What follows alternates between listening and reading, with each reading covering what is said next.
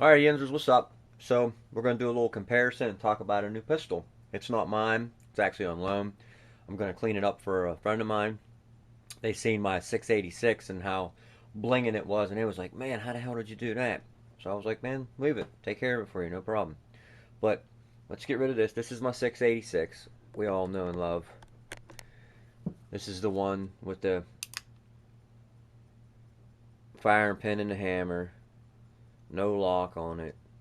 Absolutely love this revolver. My favorite, for sure. But I'll tell you what, on a close second would be this Ruger here. This is a Ruger 4-inch Security 6. Absolutely sweet revolver. And what I'm going to do is I'm going to take all that carbon right there, get all that off for them, oil it up, clean it up. I'm not going to totally take it apart because I'm not going to be responsible for none of that. I'm just going to give it a detail, and then we're going to clean it up. Different grips on it. The original ones that come with it were the wood checkered. This shoots 357 Magnum, 38 Special, and 9x19 Parabellum, and also 380 for British service. So, sweet, sweet, sweet pistol. This was introduced by Sturm Ruger and Company in 1971.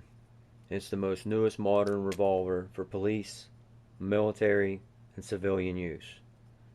Now, there were three basic models: the Security 6 with the adjustable sights and square butt frame, the Police 6, known simply as the Service 6, and also the Speed 6 with the fixed sights and the round butt frame. Now I believe this one here is the Security 6 because it does say it right on it. And I really like the sight picture on it. Really, really sweet. What else? The first model was offered in 2 3/4, 4-inch, and 6-inch, and obviously this is a 4-inch right here. Really, really like it. The trigger on it really is comparable to the 686. It's a little different than a GP 100, but it's really, really close to the 686. Let's see here. What else? They exported it for British Commonwealth countries, and they put it in a 380 for the British service in 1975. And then 1988, they stopped making them, so they're out of production. And that's when the GP 100 revolvers came into play. And it's a double action. These are just absolutely... I like the older ones myself. Really, I don't like buying used guns, and that's another video down the road. But if you can find a used gun in good shape, I would rather buy a used one over a new one. I really, really like it. They got the, again, I said double action with exposed hammer, swing out cylinder, right there. And the trigger lock work is assembled with a detachable trigger guard, and the hammer is powered by a durable coil spring. Really, really like it. And it also has a separate frame mounted firing pin and an automatic transfer bar, which I believe that's what that is right there. That's the transfer bar. I believe that's the transfer bar. We are on the Mac, yeah. Just wanted to make sure.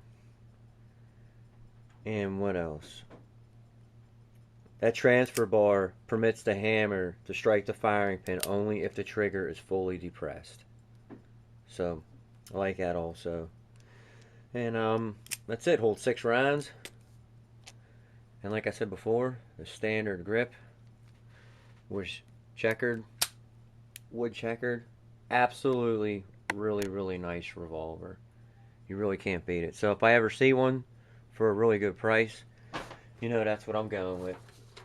And what I'm going to do is real quick, I'm going to show you guys. I don't want to keep you hanging on too long. I want to let you get back to what you're doing. But I'm going to show you real quick how I take off that carbon and all that stuff off of that cylinder. Now you can get any lead cleaning cloth. This one here is from Pro Shot Products, okay? These are you get 2-pack, I think.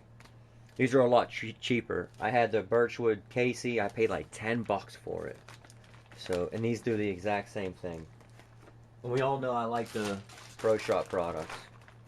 And a lot of you do too. I know it. I get comments on them. Everybody says they have them. They've been using them.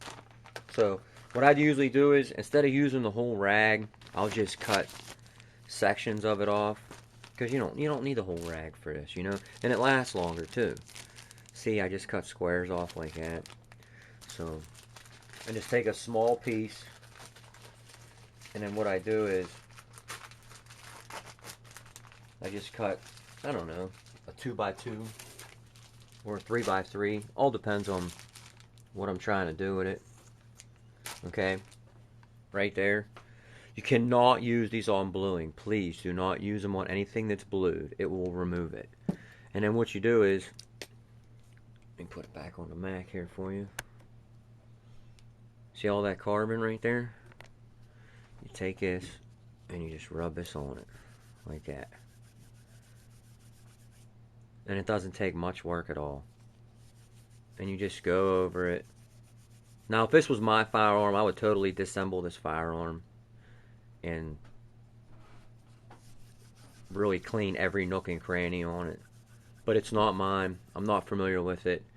I mean, I could sit there and watch a video and do it. There's not a problem with that. But this is somebody else's firearm. And I'm not going to take their gun apart. I mean, I'll clean it. I'll detail it up. Make it look nice, clean the barrel, stuff like that. But I'm just not going to take it apart. And I have another one of theirs too that I'm going to show you in the next video. But look at that cleaning cloth right there. A lot of people used to take flits and a brass brush and scrub for hours. But Pro Shot Products, man, they make really good stuff.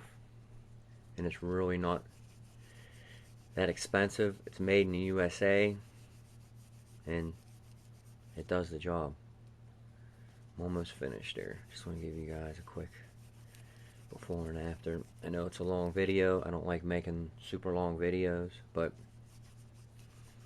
this is really a nice gun. And right after this one out of production, that's when the GP100s come in. And I've heard nothing but good things about them too. And I almost bought one. But I got a good deal on my 686, and that's what swung me towards that, was the Smith & Wesson. So, real quick, without further ado, and that's why you only use a small piece.